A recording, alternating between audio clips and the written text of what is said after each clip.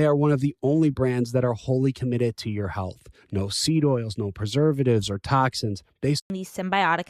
Head over to Symbiotica.com, find their quiz, and let Beachbound do the heavy lifting for you. AI designed to multiply developer productivity so you can... Done it yet. I don't know. I don't know what you're doing. Welcome back to Bachelor Happy Hour's Golden Hour. Thank you so much for joining us again. We're so excited to be back. Right, Kathy? We are so excited. And folks, if you haven't done it yet, I don't know. I don't know what you're doing, but now is the time. Follow our podcast so you don't miss an episode. All you have to do is search for Bachelor Happy Hour in the podcast app and make sure to hit the follow button.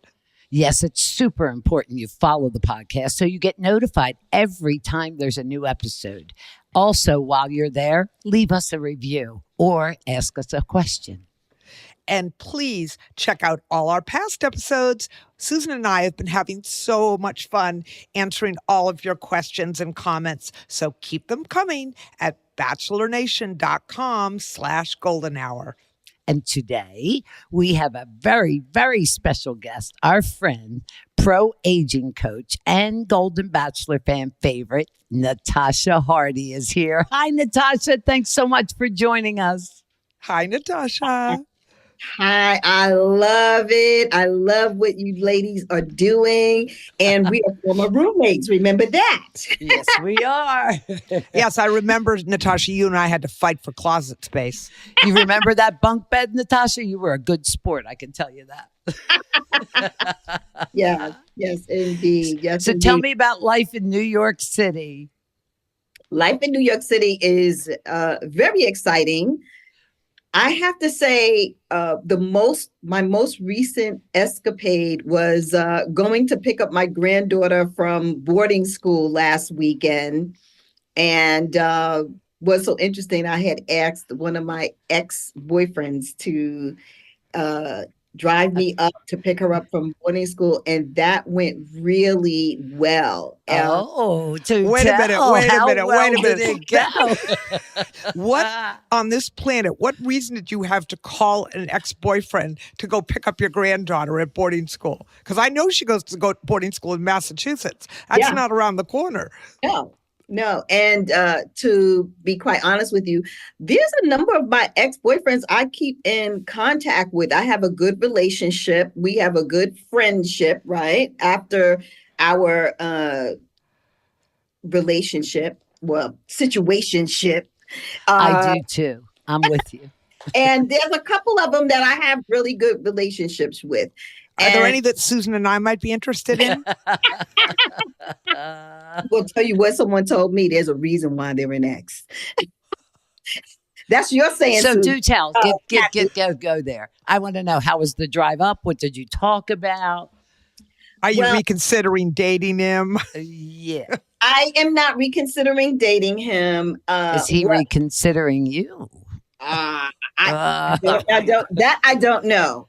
That did not surface in the conversation. However, I can say that 10 years ago, we broke up, we separated, and I don't think we had closure. And that time we spent together gave us closure in our relationship. And even though we've been speaking and connecting over the last 10 years, I didn't realize, and I don't think he also didn't realize, that we didn't have closure. And we spoke about that. We didn't really have closure. And there was a whole thing that went on and between us where we spoke about things and shared and really connected in a way that allowed us to heal.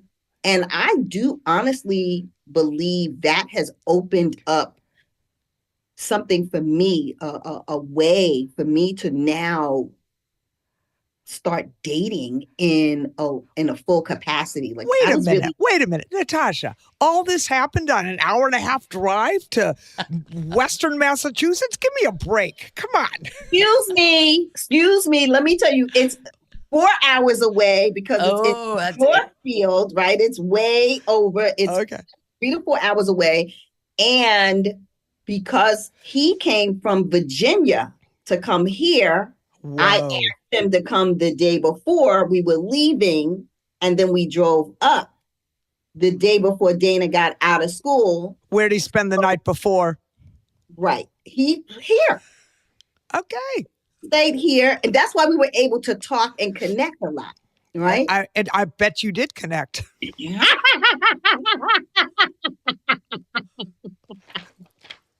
Well, I'm gonna use your saying, I don't kiss and tell. Oh, interesting. So Natasha, let me ask you something here. I mean, for me, I don't get all this. For me, closure takes like 30 seconds. Goodbye. So, 4 hours, I don't know, like whatever. I'm glad though, seriously. I'm happy for you that you guys had closure and you can move on and you want to date, which brings me to my question. What's dating like? Are you dating? Give us the scoop.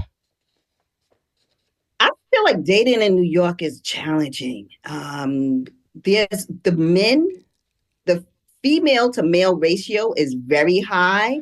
And I do feel like men are here in New York are playing the field. I don't really find men who seriously want to settle down. And my goal is within the next 2 years, I plan to leave New York, and I really feel that I will find someone outside of New York. However, I'm going to get my dating chops in effect between now and the time I leave I New will tell York.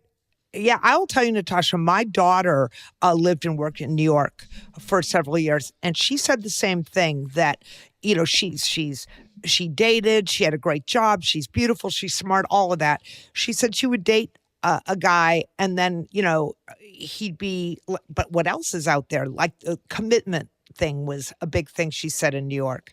All right, I have a question for you, Natasha. I know you're a dating pro-life aging coach and all that. What's one thing that you wish people knew about dating as we age? I wish people knew how to date. The biggest thing I'm realizing is we were never taught how to date as young women, as adult women. And when we go back in the dating pool in this stage, we're going back into the dating scene with those teenager skills we had. And who the heck goes through their life without re-upping their skills as they grow? We don't normally do that. And if you're in a marriage, you're doing that, or when you're separated from your husband or your partner and now you go back in the pool, you don't have the skills. I really feel like I wish we had skills and taught how to date. Okay, And give me the one skill. Yeah, Give me the one skill we need. What's the skill Susan and I need? To go on ChatGPT and download questions to ask your partner. And Go on what? ChatGPT and find out dating questions, which is what I did before I went on The Bachelor. I had questions, the correct questions to ask. People are asking questions that are way too deep and not asking questions that are get to know you questions. They're more. You mean I shouldn't ask the guy on the first date how many zeros are in his bank account? Is that going too deep? No, that's That's my problem, Susan. you really get to ask somebody like, what's your favorite vacation you've been on? If I've said that one. Yeah. if you had Favorite meals. if you had a magic wand and you could and you had all the time in the world, all the money in the world, what is it that you would do? Ooh, I like that. That's a great question. I like that. These are like the questions get to be deep, but they get to know you questions Exactly. as if you get to know a friend. And I don't think we do that. We kind of get too carried away in the process, and that's where we go wrong. Women, we kind of go in and like we already got at the altar with the guy. You're probably careful with your personal information, but what about the other place? Millions of data points, terms apply. To every... What if AI could help your business deliver mission-critical outcomes with speed? With IBM Consulting, your business can design... when you're getting to know someone to ask? IBM. Let's create.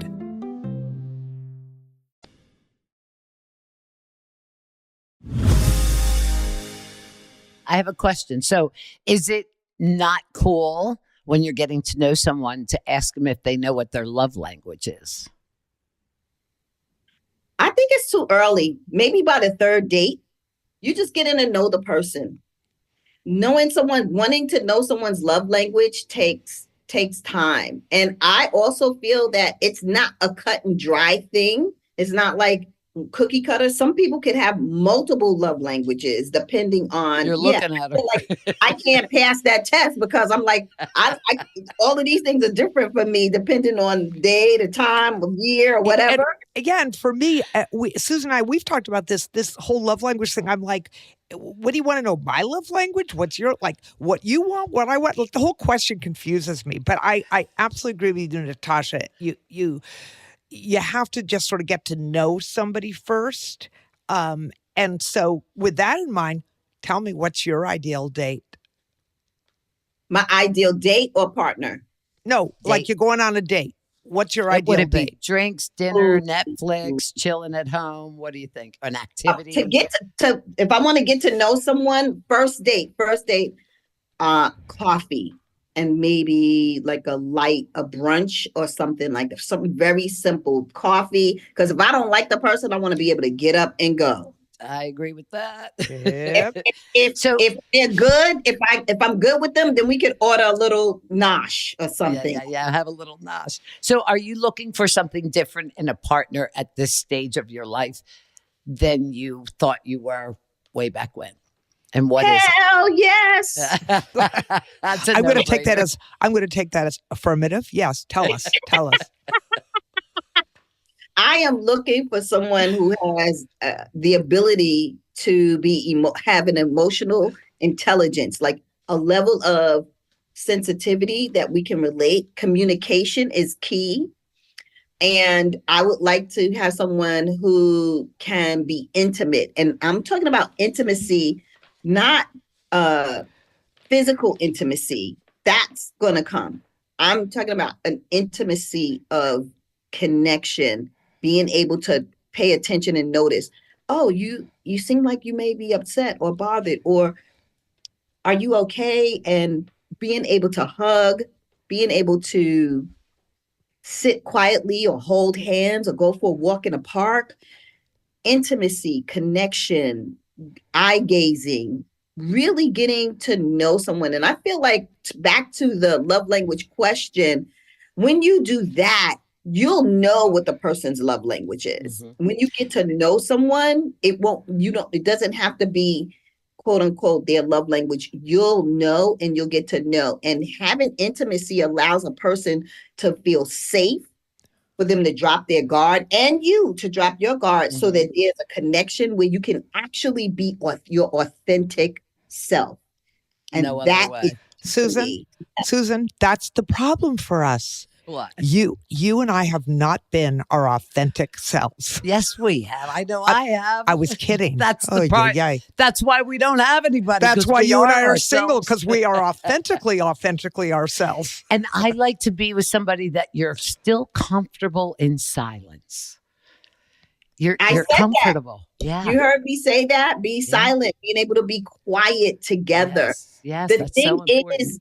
The thing is, Kathy, is you have to understand that sometimes being your authentic self is a form of a defense mechanism, and the way it comes across can be very brash or abrasive to someone. So there's a level of being your authentic self where you're soft and receptive, where soft eyes, reciprocity going on, where you're giving and receiving in exchange between the person. So sometimes being able to fall back allows having space for the person to be themselves is not really so much about you showing who you are, but being yourself in a space of flow, if that makes sense. And comfort, right? Be comfortable in your own skin. What I've learned later in life was to relax and listen. Because they tell you, you see. And sometimes when you're nervous, you go, da da da da da da da da da. And I don't have to do that anymore. Now it's just like, okay, show me who you are. Men are problem solvers. So men like to solve problems. The key thing is, like you said, Susan, is to be a listener. Mhm. Be a listener. Listening is a skill. It is a skill. And, Natasha, I make a lot of jokes, but seriously, on the dates that I have, I am very good at asking the questions and listening. And that's how I find out pretty darn quickly whether I'm interested or not. I think we talk all the time about red flags. If you go out with someone and they're not asking you questions and you're not having an equal conversation, that is a red flag that is never going to become a white flag. So, Yeah, I make a lot of jokes, but I absolutely know that. And you give them the benefit of the doubt for the first few minutes because people are nervous. They are. Do you say first few minutes or first few dates? No, minutes. Susan's in a hurry. That's it. No, I definitely agree with what you're saying. Both of you are saying. The key thing here is to find a happy medium. And of course, if someone is not talking or communicating, that's a red flag. I agree wholeheartedly with that. I feel like this stage of the game, I feel like at this stage of the game, your assessment can be so quick because we've lived long enough to snuff out the nonsense. So that makes it easier. You don't have to waste your time with a knuckle dragger. You know what I mean? So have you met anyone that has these things that you're looking for, or some of them, some of the qualities that you like? Yeah, I know. Not yet. Not All right. yet. Well, she hasn't, but I want to talk about Joan for a minute. We know she's going to be the Golden Bachelorette. And we're all excited. We're so excited. So come on, tell us, what do you think about her being the Golden Bachelorette? I think it's awesome. I love Joan. First of all, she's a very beautiful woman. We all are. And she's a beautiful woman who does not allow her beauty to impact who she is. And I feel like most of us in the house were like that. We did not allow our gifts to overshadow who we were. And I feel like Joan O'B is very even keel, and she has her brain is, good. Like she'll make her assessments is spot on. Mm-hmm. She's a lot of fun. And I feel like Joan has great discernment in this process. I wish her all the best. I know she's going to be excellent in the role. And Joan has 3 children, I believe. Yeah. 4. I think she has 4. 4 children and grandchildren. So she's not going to be up for the shenanigans. No, I don't blame her. Do you have any advice for the bachelors that are going on her show? What would you tell them if they asked you for advice?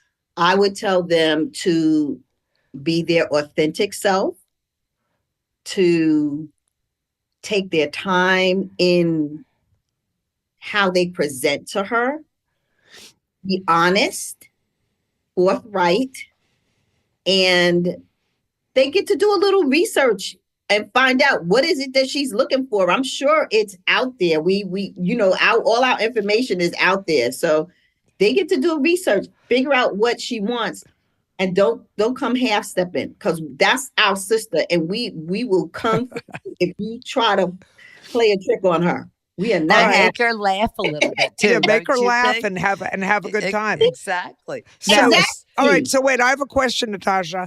Everyone, your earrings, your comments on chairs is infamous. It goes down in history. And the earring, she's got on her chair earrings. Look at that. Of course. All right. Other than chairs at the rose ceremonies, are there any other accommodations for this season that you'd like to see on the upcoming Golden Bachelorette? I don't know if men would need chairs. I definitely know women would need chairs, and I would actually request that Joan sits in a chair while she makes her decision. How about a throne? How about a throne with a or crown? at least cushion those wooden things that you stand on. Yeah, I would tell these guys to really just be friends. I mean, I think that is so. I know it's competitive, and men are way more competitive than women. Are they though? I feel like as a coach, they definitely should. We have been given advice forever, and of course, that goes without saying. So let's go back to people midlife golden who feel discouraged in the dating scene. Like some people aren't comfortable with dating apps, and how do you feel about that? Or what advice? Oh, that's interesting. I talked about that a couple of weeks ago on a show. I would basically say to them, don't give up. You still have a lot of life to live. Amen. You got to kiss a lot of frogs before you get your prince. And, you know, in our life, right? In our life, we go on, we try and try again. And that one time or twice that happened, find a way. If dating apps don't work for you, then find a way to interact. There's so many ways. You can learn a language, start a new hobby. You can take a class. All these places, you'll meet people in your demographic to start dating. It doesn't have to be dating oriented. It could be you putting yourself in different environments or join organizations where you get a chance to meet people, even organizations from your past working experience or career. Right. Keep at it. I know it's discouraging, and it's okay. We get discouraged a lot, but it doesn't mean we get to sit down and stop living, you know. To everyone looking to make mealtime more special, our team member Joel is here to celebrate the outcomes with speed. Journey through the heart of in their older years, golden years, their bodies change, their lives change, their work changes, or they're retired and they don't go out. Like, have you been on my Instagram page? That how everybody starts seeing the exclusive with no children and no casinos. Discover more at Viking.com.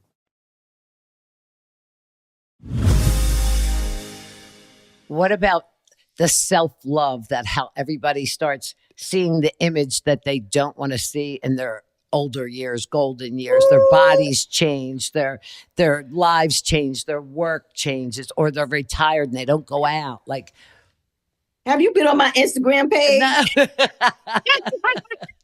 Well, you know, this is part of here's what I have to say, and I'll say it very quickly. This is a big topic. I feel that from birth to about 39, we're taught and we understand that there's a lot of losses and grieving through that part, right? We grieve toddlerhood to childhood to teens to tweens to adulthood. We know about pregnancy. We know about marriage. We know about all of that. Nobody tells us about what's happening after you hit 40. And because a lot of us don't understand or know about menopause, perimenopause, empty nesting, after menopause, possibly divorce, career changes, parenting, caretaking, all that stuff. No one talks about it. So I'm getting depressed listening to this. You really shouldn't. You really shouldn't. Natasha, I'm joking. Because the reality is that this is what happens. And if we were educated about it, we would know that we're not going to keep that slim, trim body. And it's okay to get a belly or gain some weight and get used to seeing the hair. You're going to have these changes. Imagine if you got pregnant and didn't know your belly was going to get big, how that would freak you out. If you were educated to know your hair is going to get gray, you're going to get this belly, you're going to have these things, it's okay. So how do we tell them to love themselves again? I mean, it's acceptance. What advice? It's acceptance. Acceptance comes in increments, right? So you must accept a little at a time. Right. A little at a time. But Natasha, don't you think also sort of as we age, building self-love means building some and changing some of our habits to adapt to how we are aging. So it's maybe, as you say, maybe you have to move a little more, or you have to change what you eat. And it's, paso a paso, step by step. You can't make a million changes at one time, but a little change can have a dramatic effect.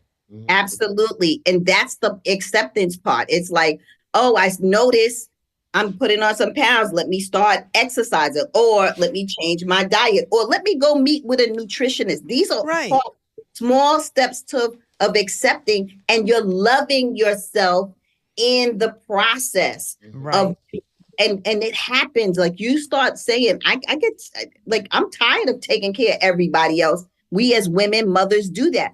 It's time to turn the focus on me. What is it that I get to do to love myself? Maybe I need to make regular doctor's appointments, go to the dentist, do a facial once a month, start exercising, change my eating habits. And it takes started exercising. Susan, how many times did I tell you? Yeah, finally started exercising. 4. Yay. However, I can't change the way I eat yet. That's fine. It's one step at a my time. food. It's one step at a time. And you did change, Susan. You gave up chips. So I did. I gave good up on chips you. for Lent. Yes. All right. Well, Natasha, I'm a little afraid to ask this, but we're going to close out this part of our lovely time with you. Okay, Natasha, be kind. I come across as brash, but really I can break down in tears at a moment's notice. What's your dating advice for us? Don't hold back. Come on. What is it? Give it. Here it I comes. would say you both have a great sense of humor. Keep that up. I would say to take your time, hold back, fall back, and really go on ChatGPT and find out 10 questions that you can ask that will support you in dating to get to know someone, and that will allow you to put that question out there and then get the flood of information you get to have so that you can make a choice. But you both are very loving and kind women. I know I was in the room with you all, and you both have big hearts as well. You have big mouths, big comedy, big fun. You both love to have fun, and I think you have everything you need. We get to have men, I say we, including me, who are not intimidated by women who are so self-assured as we are. And they always say they want a woman that's self-sufficient, and they really don't, I don't think. I don't think they know what that means. When you're a strong, independent woman, men say, I want an independent woman. And we are independent. We take care of ourselves. We're doing our own lives. And we want to share it with someone. And that's intimidating to a lot of men. We just got to find the ones that's not. At the same time, we've been doing this so long. It's not only them. We have to learn to fall back. We have to learn to have some allowing in the process. We have to learn not to be so stuck in our ways, where we begin to allow them to be who they are and not want them to conform to our way. There's a two-way street. That Susan? was my problem. I would conform to all their ways. And then 6 months in, I'm like, communication is key. That's that's our middle word. Yes. Yeah. So we have a question from one of our fans, and they'd like some advice with all of us. And this one is from Safina. She's 71 and she's from Atlanta. I love the Golden Hour podcast. Thank you. Finally, a podcast from some people I can relate to. I thought I'd write in because I've been struggling with my self-confidence lately, and it's holding me back from dating. When I see pictures of myself from 20s, 30s, 40s, I look so beautiful. When I look in the mirror now, I fear my best days are behind me, and it's been holding me back from putting myself out there. I never imagined being single at this age, and I wish the younger version of me could be what my potential suitors were seeing. I really want to meet someone, but all the men my age and older are dating much younger women, and I'm beginning to feel discouraged. Would love to hear your thoughts on this. And if you have any advice for me, love you, ladies. Oh, Safina, And- thanks for writing in. And you know what? We all look back at our pictures. I was hot once upon a time. What do you think, Natasha? Come on. What do you think for Safina? Give some gold here. Confidence has nothing to do with what you look like or what you wear. Confidence is an inside job, like happiness, like love, like joy.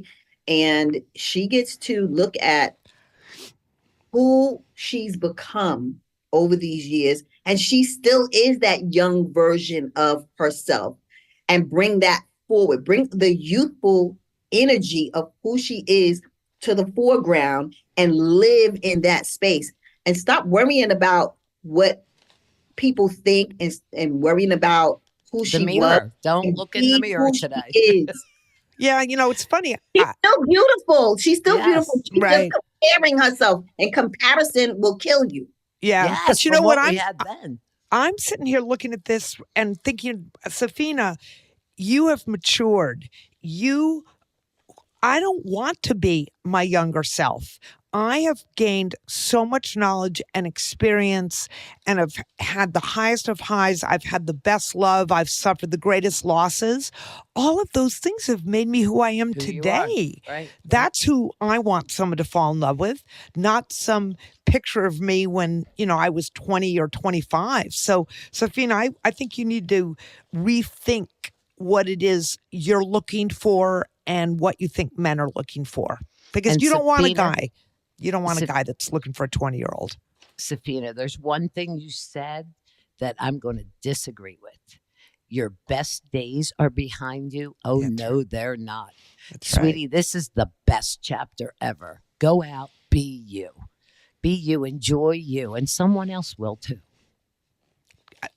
Natasha, do you think it takes a lot of courage? I mean, that's the thing I think of people our age. Sometimes we think we're the only ones dealing with this. And I think, when you were talking earlier about going out and going to, different venues to meet people, I think we all need to remember, right, that we're all scared. We're all in that same boat. So it's just being you. And do you agree with that or not? I agree. Practice makes perfect. The more you go out, the more you get to know people and go into different venues for dating or getting to know people, it becomes easier. It's when you rarely do it and It's you awkward, lose. yeah. It's weird. It's awkward. You're socially awkward. And I know, it's taken me years to be able to step into new environments confidently.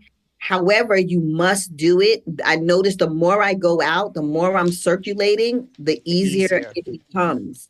Or take And a trip people by love you. yourself. Take a little trip by yourself. It doesn't have to be long. It doesn't even have to be far. Just go be with yourself. You never know who you're going to meet. And it's okay if you didn't meet anybody. You did you. Write down and see what does she want. Sit down and write on the paper. She may not even know who she's looking for because she hasn't even evaluated. What am I looking for? The question you all asked me, what am I looking for in a partner right now? What are my pros and what are my cons? And if you have a long list of negatives and not enough positives, you got a lot of work to do. Yeah. Natasha, you are absolutely fabulous and you're spot on. Thank you so much for coming and talking with us today and dishing out some great advice. Ladies and gentlemen, that does it for today's episode of Bachelor Happy Hour's Golden Hour. Thank you so much, Natasha. We have loved catching up with you, Natasha, as always. You always have great advice, and we hope that you all will follow us on Bachelor Happy Hour as we have new episodes coming out every week. If you enjoyed today with Natasha, you're going to love what's coming up next. And make sure to submit those questions because we do want to answer them. You can go to bachelornation.com/golden hour or hit us up on social at Bachelor Happy Hour. Thanks again. And be sure to listen to Bachelor Happy Hour's Golden Hour on the iHeartRadio app or wherever you listen to podcasts. We'll see you next week. Take care. Bye.